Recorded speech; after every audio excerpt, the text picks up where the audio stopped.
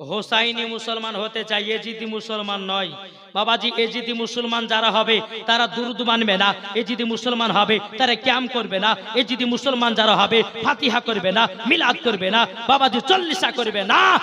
আর যারা হোসাইনি মুসলমান তারা দুরুদ করবে, ক্যামও করবে, ফাতিহা করবে, মিলাদ করবে, নবীকে নূর বলে মারবে, নবীকে হায়াতুন নবী বলে মানবে। এটা হচ্ছে বাবাজি হোসাইনি মুসলমান। জোরে বলুন। তাহলে হোসাইনি মুসলমান হতে চান না এজিদি মুসলমান? এটা জোরে বলেন না। হোসাইনি মুসলমান।